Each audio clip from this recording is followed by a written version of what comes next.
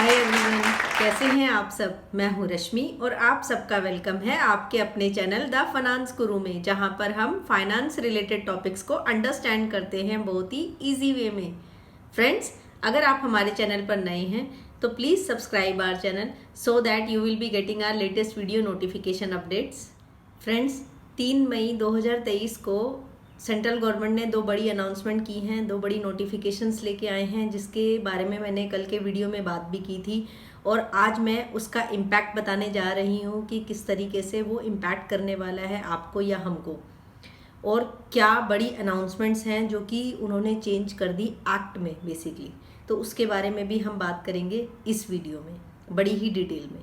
Friends, ये video उन लोगों के लिए बहुत ही इम्पॉर्टेंट होने वाला है जो लोग ये डिसीज़न लेने वाले हैं कि हायर पेंशन के लिए ऑप्ट करना चाहिए या नहीं, या फिर जो ऑलरेडी ऑप्ट कर चुके हैं हायर पेंशन के लिए। जो भी मैं बात बोलूँगी प्लीज़ ध्यान से सुनिएगा, और इसका इम्पैक्ट क्या होने वाला है ये आप लोगों को जानना बहुत ही ज़रूरी है। हो क्या रहा है फ्रेंड्स कि 3 मई 2023 को जो अमेंडमेंट लेकर के आए हैं वो उन्होंने कोड ऑन सोशल सिक्योरिटी जो बिल है 2020 उसके ऊपर उन्होंने अमेंडमेंट की है।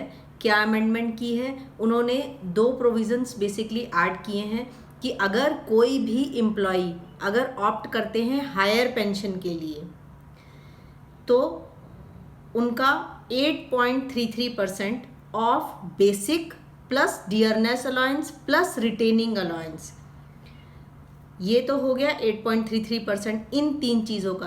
किन 3 चीज़ों का? Basic plus dearness allowance plus retaining allowance, इनका आप 8.33% निकालेंगे plus 1.16% additional over and above 8.33% किसका निकालेंगे? एक्सीडिंग 15,000 रुपीज़, जो बच जाएगा 15,000 से ऊपर का, उसका निकालेंगे basic plus dearness allowance plus retaining allowance का। तो हुआ क्या? अल्टीमेटली इन्होंने 9.49% बिल्कुल नहीं किया। ये बात ध्यान देने योग्य है, बहुत ही इंपॉर्टेंट है, इसीलिए मैं कह रही हूँ बार बार ध्यान से सुनिए कि हो क्या रहा है। सीधी सीधी नहीं इन्होंने बात की है, बात इन्होंने थोड़ा सा जलेबी की तरह घुमाई है। इन्होंने जो कोड ऑन सोशल सिक्योरिटी 2022 में चेंजेस किए हैं, कहने को तो वो सीधा सीधा कह सकते थे कि हम सीधा 9.49% करें। अब आप कहेंगे ये 9.49% क्या है? फ्रेंड्स, काफ़ी कन्फ्यूजन है मार्केट में। लोग ये सोच रहे हैं कि जो 8.33% है प्लस 1.16% तो हो गया 9.49%। लोग ये सोच के चल रहे हैं कि एम्प्लॉयर का जो 12% है उसका 9.49% जाएगा आपके ईपीएस कंट्रीब्यूशन में, और जो रिमेनिंग 2.51 है वो जाएगा बेसिकली ईपीएफ कंट्रीब्यूशन में। नहीं, ऐसा नहीं है फ्रेंड्स। यहाँ पर किया क्या है उन्होंने ये बोला कि जो 15,000 तक की लिमिट है, सीलिंग लिमिट है, तो उस पर तो 8.33% ही जाएगा, मतलब कि 1,250 रुपये। और बियॉन्ड 15,000, जैसे कि सपोज फॉर एग्जांपल मान लीजिए कि अगर मेरी यहाँ पर बेसिक सैलरी 1 लाख रुपये मंथली है, तो होगा क्या? अभी अगर मैं हायर पेंशन के लिए ऑप्ट नहीं कर रही थी तो क्या चल रहा था कि 12% एम्प्लॉय का कॉन्ट्रीब्यूशन, 12% एम्प्लॉयर का कंट्रीब्यूशन। तो जो एम्प्लॉय का कंट्रीब्यूशन है वो हो गया 1 लाख का 12%, 12,000 रुपये, जो कि मेरे ईपीएफ में जमा होंगे। इसको तो हम साइड कर देते हैं क्योंकि एम्प्लॉय के कंट्रीब्यूशन में कहीं भी कोई भी चेंज नहीं है, ना पहले चेंज था ना अब चेंज है। अब क्या करना है? अब जो एम्प्लॉयर का कंट्रीब्यूशन है 1 लाख का 12% कितना हो गया? 12,000 रुपये। तो अगर मैं हायर पेंशन के लिए ऑप्ट नहीं कर रही थी तो हो क्या रहा था फ्रेंड्स कि 8.33% ऑफ जो वेज सीलिंग लिमिट थी 15,000, तो 15,000 का 8.33% होता है 1,250 रुपये। ये तो मेरा ईपीएस में जा रहा था, और 10,750 मतलब 12,000 माइनस 1,250 कर दिया जाएगा, 10,750 मेरे ईपीएफ में जा रहा था। तो ये तो था pre opting for higher pension scenario. तो यहाँ तक तो आपको क्लियर है। तो अब इन्होंने चेंजेस क्या लेकर के आए हैं? अब कह रहे हैं कि अगर एम्प्लॉई ऑप्ट करते हैं हायर पेंशन के लिए तो जो एम्प्लॉयर का शेयर है उसमें उनको बदलाव उन्होंने किए हैं। क्या बदलाव किए हैं? तो अब 1 लाख का 12% हो गया 12,000, जो कि एम्प्लॉयर का शेयर है। यहाँ पर 8.33 स्प्लिट 1 है और 3.67 स्प्लिट 1 है, जो कि आपको अब तक समझ आ चुका है। तो जो 8.33 स्प्लिट है उसमें 1 लाख का हम 8.33 नहीं करेंगे। यहाँ पर हमें सीधा सीधा ऐसा नहीं निकालना है। यहाँ पहले 15,000 का आप 8.33 करेंगे जो कि आएगा आपका 1250 रुपये, ठीक है। अब हम 1 लाख माइनस 15,000 करेंगे जो कि आएगा 85,000, 85,000। तो अब आप 85,000 का निकालेंगे 9.49%।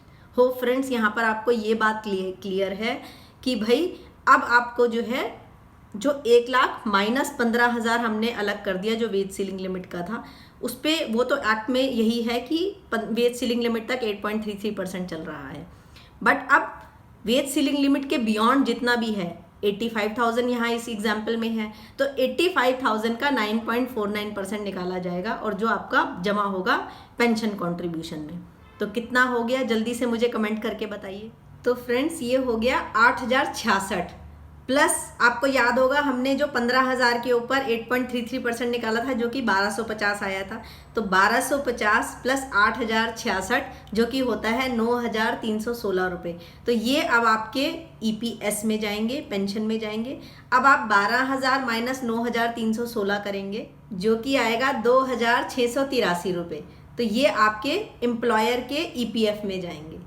तो देखा आपने कितना चेंज ला दिया इन्होंने बेसिकली EPS के शेयर में, बेसिकली कंट्रीब्यूशन में, जो कि एम्प्लॉयर का था। अल्टीमेटली 12% ही रहेगा, बट इन्होंने क्या किया EPF से उठा करके EPS में डाल दिया। सीधा स्ट्रेट अवे 9.49% नहीं निकाला जाएगा, ये पहले वेज सीलिंग लिमिट 15,000 तक निकाला जाएगा और जो भी आपकी basic plus dearness allowance plus retaining allowance है उसमें से 15,000 माइनस कर दीजिएगा और जो अमाउंट निकल करके आ रहा है रिमेनिंग उसके ऊपर आप 9.49% निकालने वाले हैं। प्लस ऑब्वियसली जो 1250 आपने किया था, जो 15,000 का 8.33% इसमें ऐड बैक कर दीजिएगा। तो जो भी अमाउंट है वो आपका एक्चुअल EPS में कंट्रीब्यूशन जाने वाला है on account of employer contribution. अब आपको यहाँ पर 2 इम्पॉर्टेंट बातें फ्रेंड्स ध्यान देनी है। एक तो ये कि एम्प्लॉई के शेयर में कोई भी चेंज नहीं है, ये जो भी चेंज हो रहा है ये 12% जो एम्प्लॉयर का शेयर है उसमें भी कोई चेंज नहीं है। ओवरऑल 12% तो वहीं का वहीं है, बट जो स्प्लिट था 8.33% और 3.67% का उसमें बदलाव किया गया है और उसमें भी स्ट्रेट अवे 9.49% नहीं किया गया है। पहले 8.33% अप टू 15,000 निकाला जाएगा और उसके बाद माइनस करने के बाद 9.49% आप निकाल सकते हैं। तो ये तो थी एक इम्पॉर्टेंट बात। और दूसरी इम्पॉर्टेंट बात फ्रेंड्स ये है कि ये जो भी कैलकुलेशंस परफॉर्म होंगी आपको ये तैयार रहना पड़ेगा कि हाँ आप इस बात के लिए अग्री करते हैं, अगर आप हायर पेंशन के लिए ऑप्ट करने वाले हैं तो, कि आपका जो EPF का जो कंट्रीब्यूशन एम्प्लॉयर साइड पे जो अब तक कॉर्पस जमा हो रहा था ये बैक डेटेड कैलकुलेशंस परफॉर्म होंगी। मतलब कि सिंस बिगनिंग परफॉर्म होने वाली हैं कैलकुलेशंस। तो इसका क्या मतलब रहने वाला है? इसका मतलब ये रहेगा कि आपने अब तक जितना भी EPF का कॉर्पस आपके यहाँ पर जमा है on account of employer contribution और जो इंटरेस्ट सरकार ने आपको दिया था वो अब आपसे वापस ले लिया जाएगा और बैक डेटेड कैलकुलेशंस परफॉर्म होंगी। जो भी EPF में आपको अब तक 9%, 9.5%, 10% का भी सरकार ने इंटरेस्ट दिया है, 8% का भी दिया है पीछे कई सालों में, तो आपको जो है वो बैक डेटेड कैलकुलेशंस परफॉर्म करने के बाद जितना भी इंक्लूडिंग इंटरेस्ट और EPF का कॉर्पस है वो आपसे ले लिया जाएगा और शिफ्ट किया जाएगा। क्योंकि आपको ये भी पता होना चाहिए कि EPS में कोई भी किसी किस्म का सरकार इंटरेस्ट नहीं देती है, तो इंटरेस्ट तो सरकार वापस ले लेगी। हाँ, जो प्रिंसिपल अमाउंट रह जाएगा EPF का कॉर्पस वो आपका कम हो जाएगा और EPS में चला जाएगा। हो फ्रेंड्स, अब तक की बातें आपको क्लियर हैं? फ्रेंड्स, अगर आपको मेरी वीडियो अच्छी लग रही हो तो प्लीज़ लाइक एंड शेयर ज़्यादा से ज़्यादा करिए अपने फ्रेंड्स लोगों के साथ, अपने फैमिली मेम्बर्स के साथ, ताकि वो लोग भी अवेयर रह सकें। एंड ज़रूर मेरे चैनल को सब्सक्राइब कीजिएगा। फ्रेंड्स, अगर आपको एलिजिबिलिटी क्राइटेरिया के बारे में जानना है कि आप एलिजिबल हैं या नहीं for applying for higher pension, तो इसके बारे में हमने वीडियो बनाया था, लिंक मैंने डिस्क्रिप्शन बॉक्स में डाला है, आप प्लीज़ उसको ज़रूर रेफ़र कीजिएगा। और अगर स्टिल कोई क्वेरी होती है तो please feel free to write back to us, comment section में लिख कर बताइएगा, तो हम लोग आपको उसका रिस्पॉन्स ज़रूर करेंगे। ऑल्सो फ्रेंड्स, अगर आपको अप्लाई करना है या नहीं करना है, इसके बारे में भी मैंने पहले शेयर किया था। मैं फिर बता देती हूँ कि ये 3-4 फैक्टर्स पे डिपेंड करता है। एक तो ये फ्रेंड्स कि आप एज लॉन्जिविटी अपनी डिसाइड कर लीजिए, देख लीजिए कि 60 ईयर्स के बाद किस तरीके से रहने वाला है आपका सिनेरियो, क्योंकि यहाँ पर अगर अनफॉर्चुनेटली अगर डेथ हो जाती है एम्प्लॉय की, तो फिर उस केस में उनके स्पाउस को सिर्फ 50% ही मिल पाएगा, और चिल्ड्रन को अप टू 2 चिल्ड्रन तक 25% ही मिल पाता है। तो ये एक डिसाइडिंग फैक्टर है, आप उस हिसाब से डिसाइड कीजिएगा।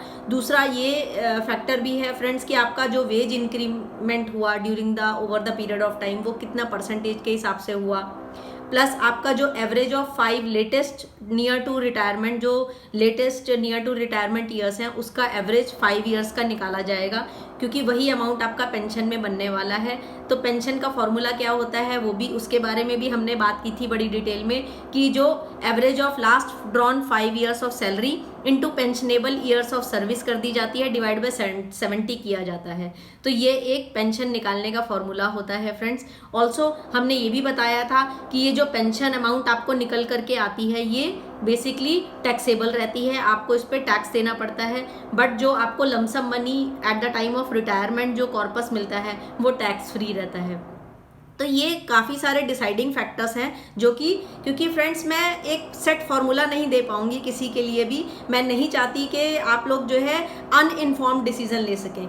मैं ये चाहती हूँ कि आप लोग अवेयर रहें, आपको सब पॉजिटिव नेगेटिव फैक्ट्स आपको क्लियर हों, ताकि आप अपने केस में अच्छे से डिसाइड कर पाएँ। तो इसीलिए फ्रेंड्स ये डिसाइडिंग फैक्टर्स आप ज़रूर कंसीडर कीजिएगा वाइल डिसाइडिंग कि आपको हायर पेंशन के लिए जाना चाहिए या नहीं। इसके अलावा फ्रेंड्स एक बात और भी है कि अगर आपके जो number of years of service है, अगर वो 20 ईयर्स से ऊपर होते हैं, तो आपको बोनस 2 ईयर्स मिलते हैं। मतलब कि अगर आपकी number of years of service जो आप during the period of employment रहे हैं, वो अगर 20 साल से ऊपर रहती है, तो 20 मान लीजिए अगर 21 साल है, तो 21 प्लस 2 साल एडिशनल आपको मिलेंगे, तो वो आपको बोनस ईयर मिलते हैं। तो 23 ईयर्स यहाँ पर हो जाएंगे इस एग्जाम्पल में। तो इस तरीके से पेंशन अमाउंट कैलकुलेट होता है।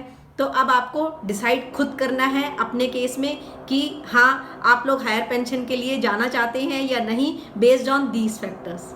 ऑल्सो एक चीज़ और फ्रेंड्स कि यहाँ पर अगर डेथ केस में एम्प्लॉय की अगर डेथ हो जाती है, तो उनके जो स्पाउस को, एक तो 50% की बात मैंने कही, ऑल्सो अगर उनकी स्पाउस चाहें तो अगर वो रिक्वेस्ट करें कि भाई हमें कॉर्पस दे दीजिए, we will be investing it out somewhere outside this, तो वो सुविधा भी सरकार नहीं देती है। तो ये सारे फैक्टर्स आपको कंसीडर जरूर करने चाहिए वाइल डिसाइडिंग कि भाई आपको हायर पेंशन के लिए जाना है या नहीं जाना है। ऑल्सो एक बात और मैं यहाँ पर कहना चाहूँगी कि अगर आपका स्वास्थ्य अच्छा है और अगर आपको लगता है कि हमारी एज लॉन्गेविटी भगवान की दया से अच्छी, हम लोग 85-90 ईयर्स इतना तो चल ही जाएगा, तो फिर आपको ज़रूर फ़ायदा होगा हायर पेंशन में जाने के। फ्रेंड्स 3 मई को EPFO एक और नोटिफिकेशन लेके आए थे, जिसमें उन्होंने डिलीट ऑप्शन भी दिया था। मतलब कि आप डिलीट कर सकते हैं अपनी हायर पेंशन ऑप्शन की रिक्वेस्ट को, या फिर मॉडिफाई भी कर सकते हैं, चेंजेस भी कर सकते हैं। ऐसा कब किस स्थिति में कर सकते हैं फ्रेंड्स, कि अगर आपके एम्प्लॉयर ने आपकी एप्लीकेशन अभी अप्रूव नहीं की है, अभी उनकी तरफ से पेंडिंग है बट आपकी तरफ से हो चुकी है, तब सरकार आपको ये सुविधा देती है कि आप अपनी एप्लीकेशन को डिलीट कर सकें, या फिर उसमें बदलाव लाने हो तो बदलाव भी कर सकते हैं। बट अगर कुछ एम्प्लॉयज़ ये सोच रहे हैं कि अब हम कैसे करेंगे, क्योंकि हमारी एप्लीकेशन तो एम्प्लॉयर साइड से भी अप्रूव हो चुकी है, तो भी घबराने की बात नहीं है। स्टिल सरकार आपको मॉडिफिकेशन का ऑप्शन देती है, क्योंकि जब वो रिव्यू के टाइम पे फील्ड ऑफिसर्स के पास जाएगा और उनको लगता है कि यहाँ पर कुछ बदलाव की ज़रूरत है, यहाँ मिसमैच हो रहा है डाटा को, तो फिर वो आपको 30 दिन का समय देते हैं एप्लीकेशन में बदलाव के लिए। यहाँ पर एप्लीकेशन में बदलाव जो है तभी हो पाएगा क्योंकि आपको एम्प्लॉयर के साथ अपने कोऑर्डिनेट करके चलना पड़ेगा। And last but not the least friends, की फाइनेंस गुरु के व्यूअर्स को तो ये बात मालूम ही है कि 26 जून अब लास्ट डेट कर दी गई है, डेडलाइन को एक्सटेंड कर दिया गया है बाय EPFO। अब आप हायर पेंशन के लिए अप्लाई कर सकते हैं till 26 June 2023। Hope friends you find today's video useful for you. If so, please like, share and comment on my video and subscribe my YouTube channel. Thanks for watching.